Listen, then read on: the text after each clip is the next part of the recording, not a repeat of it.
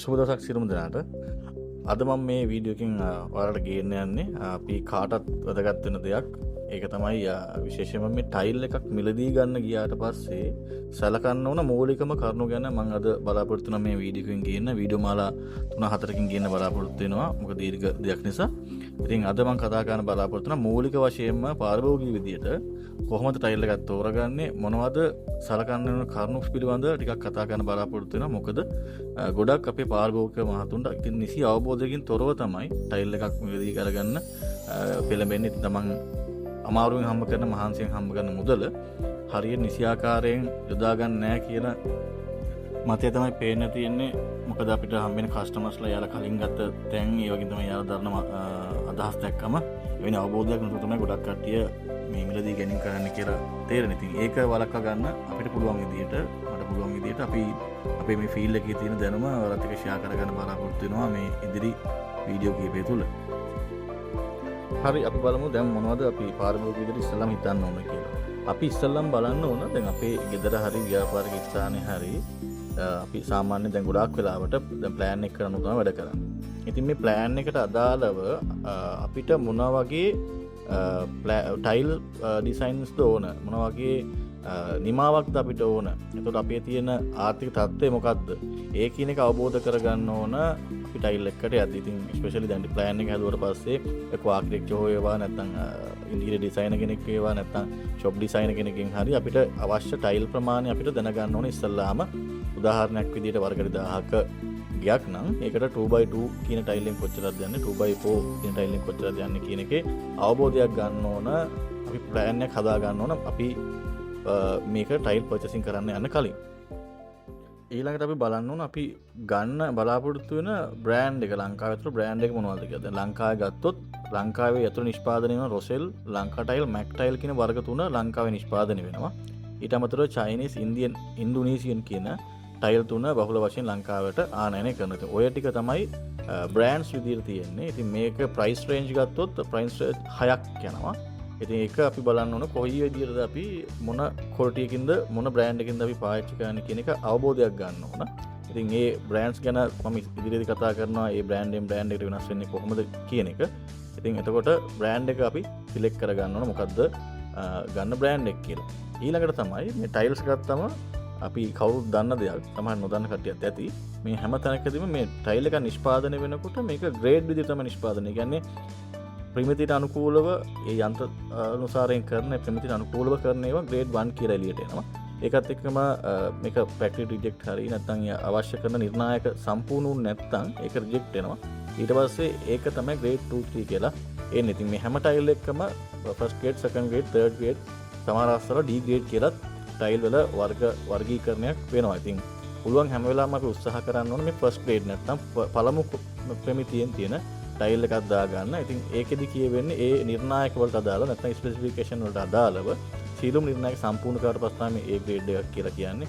ඉතින් අපි උත්සාහ කරන්න ඕන ටයිල් එකක් ගන්න යද්දී ඒ ග්‍රේඩ් එක මොකක්ද කියලා හරියට අවබෝධයක් අරගෙන පර්චේසින් කරන්න. ඊළඟට සලකන්න ඕන කරුණු තමයි මේ ටයිල් එකේ සයිස් එක. දැන් ලංකාව ගත්තොත් ලංකාවේ බහුල වශයෙන් භාවිත වෙනවා 1:1 කියන එක, 16:16, 2:1 ස්පෙෂලි බාත් รู ම් වලට, 2:2, 2:4, ඊට පස්සේ 5:2, 2:4, ඊට පස්සේ 8, 2:4, 6:4 කියන ටයිල්ස් බහුල වශයෙන් පාවිච්චි කරනවා. ඊට මත පොඩි පොඩි ටයිල්ස් උත් තියෙනවා. නමුත් ප්‍රධාන වශයෙන්ම අපි නිවර්ස් වලට භාවිත වෙන්නේ මේ 2:1, 2:2 සහ 2:4 කියන ටයිල්ස් තමයි භාවිත වෙන්නේ. ඒකත් ඔයාලා දන්නවා ඇති අපි තෝරගන්න ගිය අර සයිස් එක වගේම තමයි මේ මතු පිට පෘෂ්ඨයත් එක්ක මේකේ වර්ග දෙකකට බෙදෙන එකක් තමයි ග්ලොස් මැට් කියලා. දැන් මේකෙත් ප්‍රභේද තියෙනවා. දැන් මැට් එක ගත්තොත් එහෙම සෙමි මැට්, රෆ්, එතකොට ෂුගර් ෆිනිෂ් එහෙම කියලා බෙදෙනවා. නමුත් අර මූලිකව දෙකකට තමයි බෙදෙන්නේ. ඉතින් ග්ලොස් කියන නැත්නම් මේ සිනිඳු කියන ටයිල් එක අපි ගොඩක් වෙලාවට යොදාගන්නේ ඇතුළ. සාල වෙන්න පුළුවන්, කාමර වෙන්න පුළුවන්, බාත් รู ම් වෝල්ස් වගේ දේවල් වලට අපිට යූස් කරන්න පුළුවන්. එතකොට අපි වැරන්ඩා, බාත් รู ම් ෆ්ලෝ, අත රූෆ් ටොප්, කිචන් ෆ්ලෝ වගේ දේවල් වලට අපි භාවිත කරන්නේ මැට් කියන concept එකේ එන ටයිල්ස්. මොකද වතුරත් එක්ක ඒ මුසු වුණාට පස්සේ ඒ ටයිල් එකේ ලෙස්සන ගතිය අඩු නිසා තමයි අපි මේ මැට් කියන concept එක භාවිත කරන්නේ. ඉතින් එතකොට size එක වැදගත් වෙනවා. ඒ වගේ තමයි මේ පෘෂ්ඨයත් එක්ක අපි තෝරගන්න ටයිල් එකේ පෘෂ්ඨය වැදගත් වෙනවා. ඒකත් එක්කම තව ටයිල්ස් ගත්තම ප්‍රභේද විදිහට වෙන් කරන්න පුළුවන් single layer, double layer, full body කියලා වර්ග තුනකට බෙදෙනවා. ඒකේ තියෙන මැටීරියල් වල තියෙන ක්වොලිටියත් එක්ක. සාමාන්‍ය සිංගල් ලේයර් එක අපි ගන්නේ ඩොමෙස්ටික් පර්පස් නැත්නම් අපේ නිවෙස් වල දේවල් තමයි යොදාගන්නේ. ඉතින් ගොඩාක් කට්ටිය අර දැන්වල හරියට අවබෝධයක් නැති නිසා ෆුල් බොඩි ඩබල් ලේයර් කියන එක හොය යනවා තමන්ගේ නිවසට. ඒක අදාළ වෙන්නේ නැහැ. තමන්ගේ නිවසට සිංගල් ලේයර් කියන ටයිල් එකක් හොඳටම ප්‍රමාණවත්, හොඳටම නිර්ණායක ප්‍රමාණවත්. ඩබල් ලේයර් කියන ටයිල් එක අපි සාමාන්‍යයෙන් භාවිත කරන්නේ එක කොමර්ෂල් පර්පස් නැත්නම් ව්‍යාපාරික ස්ථාන තමයි ඩබල් ලේයර් ටයිල් අපි යොදාගන්නේ. ඉතින් ෆුල් බොඩි කියන ටයිල් එක අපිට ගොඩාක් බහුල වශයෙන් මේ යොදා ගන්න ස්ථානවල යොදා ගන්න පුළුවන්. උදාහරණයක් විදියට අපි ගත්තොත් එimhe සුපර් මාකට්, බස් ස්ටෑන්ඩ් ඒ වගේ. ඔන්න ඔය කියන කරුණු ටිකත් අපි සලකා බලන්න ඕන ටයිල් එකක් ගන්න යනකොට. ඊළඟට තමයි ටයිල් එක අපි මිලදී ගන්න ආයතනය පිළිබඳ අපි බලන්න ඕන තියෙන්නේ. විශේෂයෙන්ම බලන්න ඒ ටයිල් වල කලින් ටයිල් ගත්ත තැන් වලින් තියෙන ෆීඩ්බැක්ස්, එයාලට තියෙන රේටින්ග්ස් කොහමද, අලුත් ෂොප් එකක්ද නැත්නම් රෙපියුටේෂන් තියෙන එකක්ද, ඒකත් ගොඩාක් වෙලාවට උත්සාහ කරන්න ශේෂ්ත්‍රයේ රැඳී සිටින හොඳ නමක්, ඒ වගේ තමයි හොඳ සර්විස් එකක් දෙන ආයතනකින් ගන්න. ලංකාවේ කොහෙන් ගත්තත් ඉතින් තියෙන විවිධ ආයතන. ඉතින් ඒ ආයතන වලින් බලලා ඒ තියෙන උපරිම කස්ටමර් සර්විස් එකක් දෙන ෂොප් එකක්ද කියලා බලන්න. ගොඩක් වෙලාවට මොකද ටයිල් සමහර ටයිල් ගත්තට පස්සේ ලංකාවට එන ක්වොන්ටිටි එක අඩු වුණාට පස්සේ සමහරක ෂෝටේජ් නැත්නම් අපි කියනවා ටයිල් අල්ලංගෙදි මදි වුණොත් එහෙම නැවත ආයෙ සප්ලයි කරන්න පුළුවන් හැකියාවක් තියෙන ආයතනයක්ද කියලා ඉස්සෙල්ලා බලන්න. ඉතින් එහෙම බලලා ඉවරලා ඒ තියෙන ඔවුන්ගේ සර්විස් එකත් එක්ක තැනක් තෝරගන්න. ඊට පස්සේ තැනක් තෝරගත්තට පස්සේ ටයිල් මිලදී ගන්න යන අපි කියමු ක්වොන්ටිටි එක අපිට අවශ්‍ය වෙන 100ක්. ටයිල් 2x2 100ක් ඕන කෙනා. අපි දැන් අපේ ස්ටෑන්ඩඩ් නැත්නම් අපි ප්‍රමිතියට අනුව අපි කියන්නේ 100ක් ගන්නවා නම් තව ටයිල් කට 5ක් වැඩිපුර ගන්න කියලා. ඒක හේතුව තමයි එකක් තමයි ප්‍රවාහනයේ ඩැමේජ් වෙන්න පුළුවන්. අනිත් තමයි අපේ ටයිල් අතින් ඩැමේජ් වෙන්න පුළුවන්. සමහරක් වෙලාවට අපි කොන් අයින් යද්දී ඒ වගේ වැඩිපුර තියන්න ඕන නිසා තමයි ටයිල් 5ක් වගේ තියන්නේ.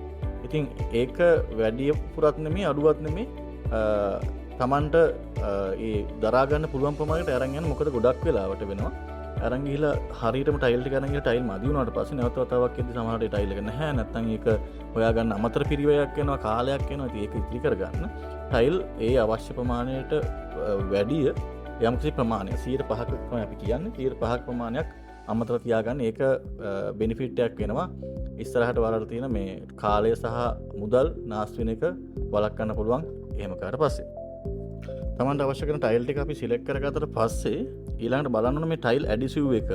ඒ කියන්නේ මේ ටයිල් එක අල්ලන්න ගන්න අමුද්‍රව්‍ය. ඒකත් හරි වැදගත් වෙනවා. ලංකාවේ දැන් විවිධ ආකාරයෙන් විවිධ නම් වලින් තියෙනවා.